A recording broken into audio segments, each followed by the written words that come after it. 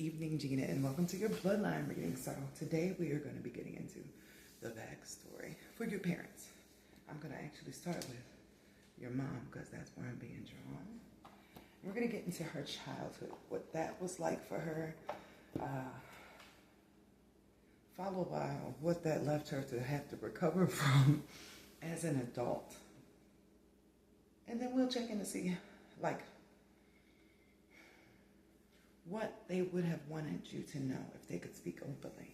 Because I was putting this together in my head, how this would go. What is the most important thing you could get from this? What would be the most beneficial thing? And my mind just went with what they would want you to know.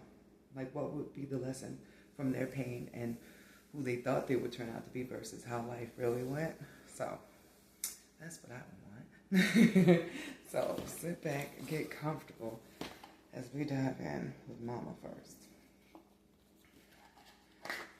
So, can I get some details on Gina's birth mother?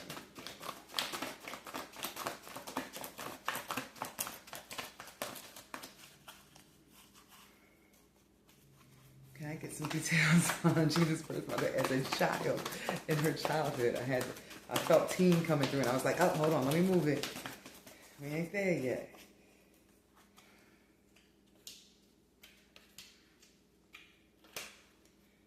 Right? Can I get some backstory on her mom's childhood?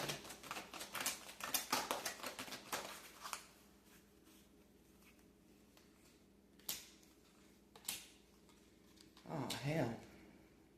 Okay. So she started off spicy, from the very beginning. But it seems like some of her past life personality was already in the child. You know how some kids are completely innocent and they're just toys. This was not her. She came for love. It's like she was born to love a girl. Even down to writing about it, reading about it. If her dolls were playing, they were in love. It's the energy I'm getting here. It's coming up kind of like it was an addiction from an early age. Where did that come back in? But it seems like the relationship with her father helped re-trigger the wound. Maybe he was an addict of some sort. But that feeling for her, that desire for male attention was there. It's she was a bright spark initially in a place that wasn't that bright. This was her heart energy. And this is the completely separate deck. This is how she started. But she was surrounded by a lot of miserable, miserable people. Like this. So it made her shut down over time. Constantly being judged. And this is from a little girl. She would just be very active in her imagination. Eventually her imagination became the place where she hid her actual self. As I'm getting. Just for her safety, to save the spark that she had. So it became sort of the only reprieve she had was when she was in relationships, where she could let a little bit out of that person that she had been hiding inside the whole time. But boy, did the rejections. And this is even parental rejection I'm getting. Nobody accepted her for her. So she was consistently looking for somebody to give her what she was missing. But they were only reflecting back her pain. Your mother was not a quitter. This is passionate. So each rejection actually made her look harder.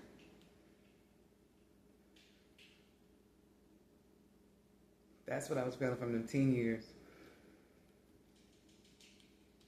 Because at first it was a little, you want something, you look forward to it, oh, I can't wait to be in love. But by teen years, it was do I want to say dateaholic? I could say that comfortably with this energy here.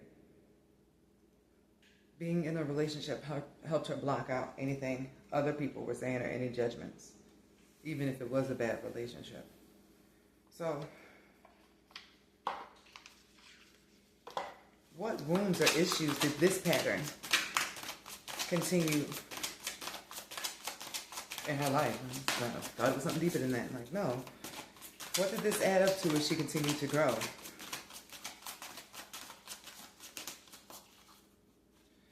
Inevitably, she was seeking her heart in other people, and there weren't a lot of people who could hold that. But, oh, look at that. Over time, it led to her waking up. To the fact that she couldn't do that no more, pretty much. She dealt with a lot of addiction. Let me show you this. It's like the addiction from her father rolled over. Because it wasn't, I felt like the root addiction was the desire to be loved outside of the love one has within themselves. But it became a physical addiction over time. Whether it was sex or I'm sensing maybe there might be some alcohol up in here. There's something going on in here. There's some substance. It led her to face those addictions. It must have been a pretty rough rock bottom. Just tired of the ups and downs of the honeymoon stage of love. Only to be cracked like in half when they just ended up being a reflection of the worst parts of her. Of the parts that she didn't want to face for herself. So following her awakening, it feels like she got cleaned up. And one of her main goals was like to get whatever family she had or people that would give her a chance at the love that she was actually looking for. I think she realized she couldn't find it through the countless relationships that she had. And if I'm looking at common time, I mean, it could sort of. She was lonely. The root of the reason that she was even searching for parental love was she was lonely. And that's the inner child energy that was stuck, like at the bottom. All that creativity and nobody who could appreciate it, so she never felt seen. I don't know if your mom was extremely hot, but the boys saw her. They saw her very, very well, is what I'm getting here. So, if there's a lesson that she could have passed on to you, what would it be? And then I'm going to pull from the healing message that she would give for you. Like if she could fully speak without like being overwhelmed by guilt or shame or any of that stuff. That's what the second message is. But this one is like, what is the fruit of all of her pain? What was the thing she alchemized from it? What is the lesson that Gina's mom would like to pass on to her daughter?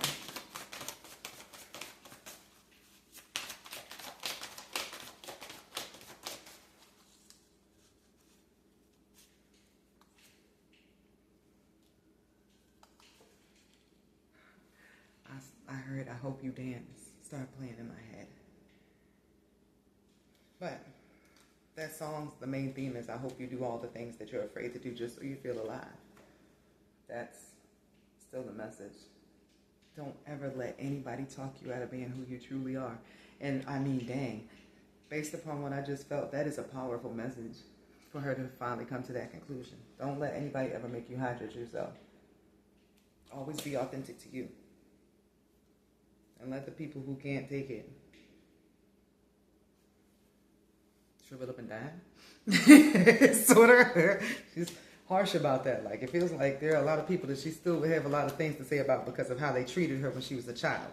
But she has since learned as an adult, forget these people. They are miserable. Be happy, but be happy doing what you truly want to do, not what you think will make other people happy, because there is no way to make miserable people happy. Beautiful lesson. Love how life flipped that around for her. So what would she say to you about your relationship and what she wants for you?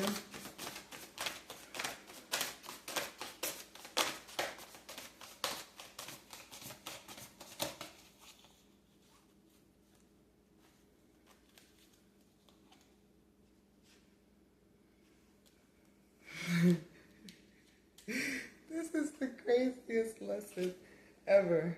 Like, may my pitfalls always be a moralistic tale or like a fable. Don't let anybody trap you with that loving girl. not expecting that message. Because look, like dude's back there with the stick. It's entrapment. And then we got this over here, sexual arts. Do never stay in a place too long. This was supposed to be what she wanted to tell you about your relationship with her. Maybe you have learned from her mistakes about being wild. That's what she would want you to know. Like she traumatized her own self. Is the feeling here. Like, girl, I was out in them streets so much. Please don't ever go out in them streets. Be careful. If there's anything I can teach you, I want you to know. I did this to myself. And may all the things that I did to myself when I sold out not be your story. May they remind you of what could happen when you don't care for this inner child person here. Inevitably, she was too wild to be who you needed, is the feeling.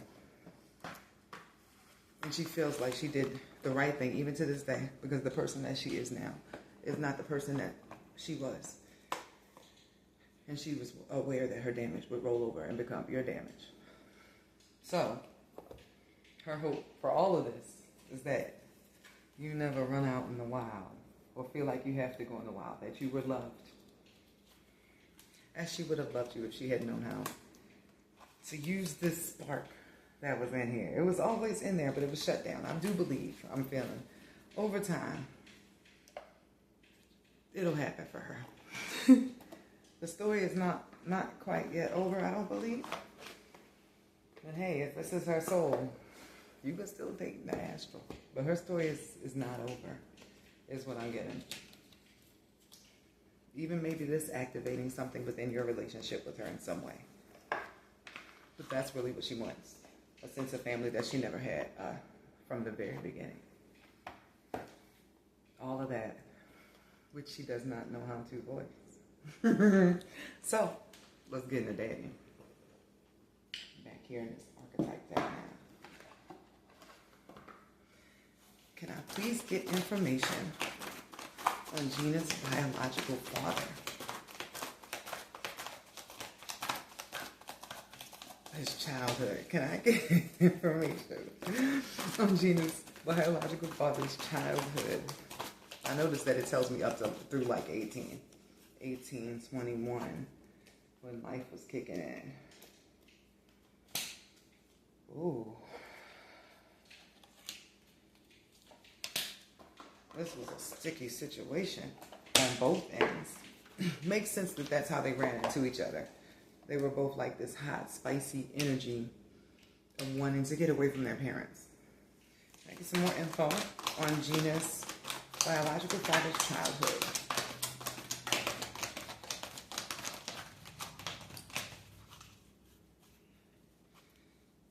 This feels like, yep, I was feeling like this was a childhood, possibly where somebody had parents that fought, or in some way, shape, or form, he felt like he had to be his mom's protector, because this mediator, and athlete, right? That's what came off of there. When I pulled from the second deck, protection popped up. Like, no, he felt like he had to be a guard when he was younger. Like, he had to be like the man of this house at an early age, and that shaped the basis of his personality.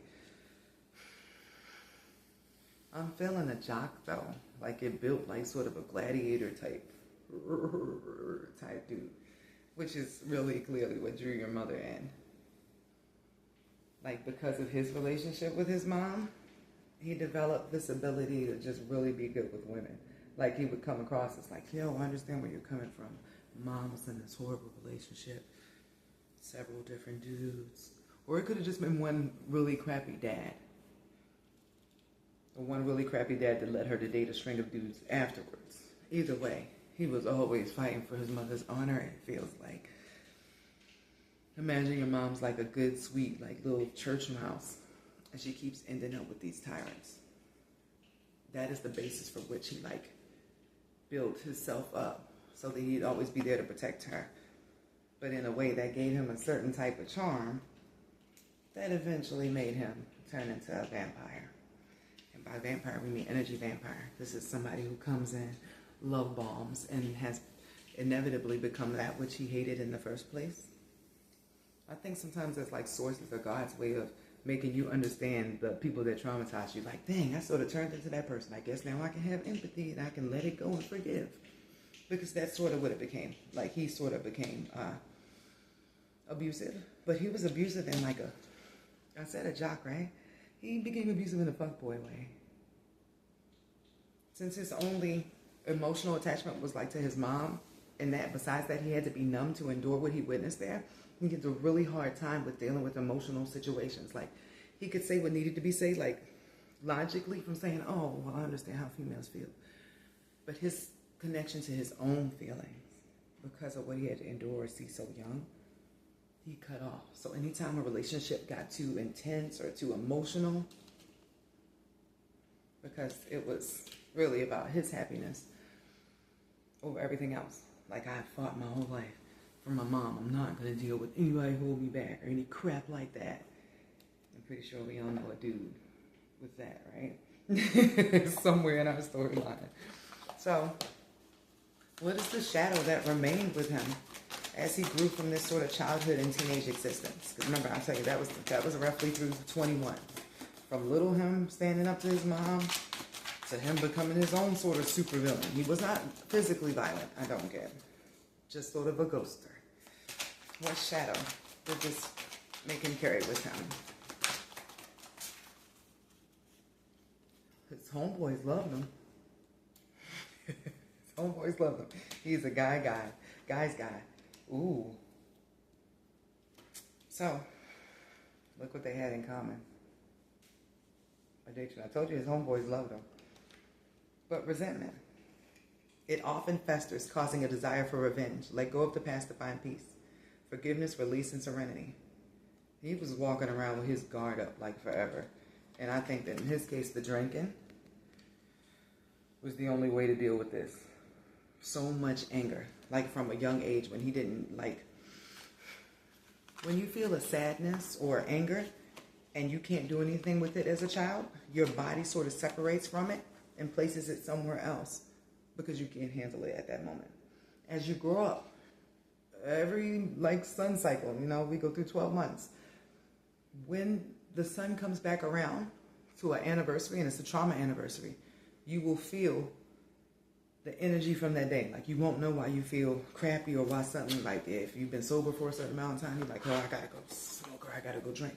But your body is reliving what happened when it couldn't process it at a time where everything is more stable for it to process. I get that happened to him a lot, and he wasn't understanding what was happening to his body, and he wasn't the type to talk to anybody because he had really heavy trust issues. So,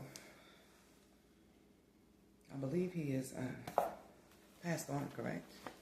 I just wanted to see what was the latest living energy that he had, just in case he's alive.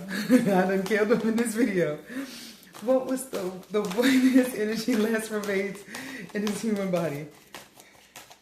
That way, if he's alive now, it'll clock in, and if not, I got it. He gone, huh?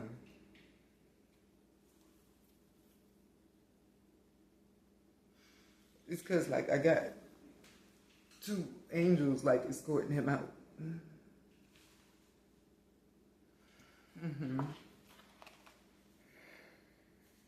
He's back again. Or he will be back again. That wasn't the end. And I'm saying that because he was still bound up. It's like 2 angels escorted him out, but it's like they escorted him out was he still just stuck in his ways? Maybe. I don't think he put down the bottle. Because that reaping area, that angels and the being removed, was balance. Was to pull him into balance. I don't feel like he would still be here based on that. Like, life was so far off the path that he originally intended for himself that it was like, all right, let's just come on so we can go even the scale, give him another life. Bottom line. So what message, that got kind of dark.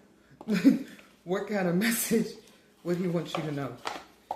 Or what is the alchemized lesson from all of his trauma for this life that he lived?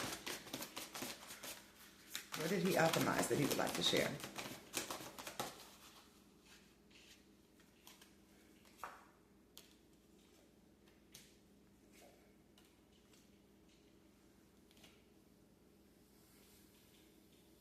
I'm not going to lie to you. I see why he was escorted out. This is me being very serious. Okay. The message from all his pain, as his vibration still stands.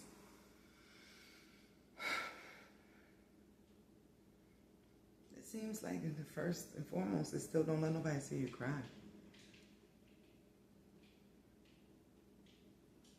Don't let nobody see you cry, but also don't lose yourself in the anger of never letting anybody see you cry. I noticed them two angels. There's like a part of him that still feels like he didn't do enough because he was a child though. So that pain was still in there, just feeling like he could never do enough. No matter what he went through in his life or tried to achieve, he could never save his mom. It really does feel like a young child that was like a geek or skinny or just like gentle. They got bullied by her boyfriends too. Like she wasn't the only one that endured it, but it became the basis of his personality to get stronger, to not cry, to be somebody that other guys looked up to, but that never made the little boy feel better.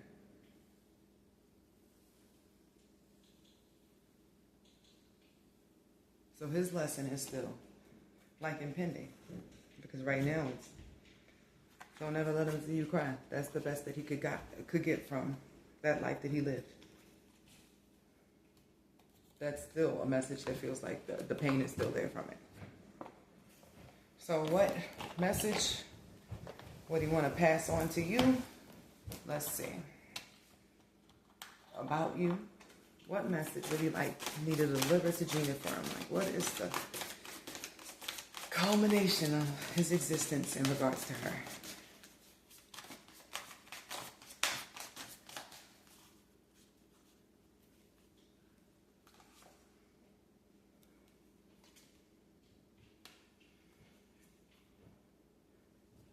Two messages came up. The same. That I was just waiting to see where this was going to be full circle. But have faith. Have faith. Take your time and have faith. I did get a little ping, like even though he was still pretty set in his ways, like towards the end or towards wherever he is right now, there became a like, all right, peacefulness. Like someday the pain goes away. And also, another thing he had in common with your mama was, it seems like hiding behind their sexuality as a way of healing their pain and their fear of rejection in life. So I guess if anything, they were both saying, hey, this is a demon that rides us both. Be careful that if you ever get your heart broken in any way, shape, or form, you don't try to hide behind relationships to make it feel better. Both of them mutually, I'm sensing, if they could have changed anything, they would have spent more time going within, healing themselves, instead of searching for somebody on the outside to band-aid it. Because it never did anything but make the addiction worse. So I'm getting like the addiction, it's like a vampire thing. Like they needed the love, they needed the energy, they couldn't be alone, like it really was bad for them. Just trying to be with themselves. Don't ever let it get that bad at all, because you got both of them in you. It's sort of the message here. So, this was your bloodline reading. I hope it gave you a lot of insight.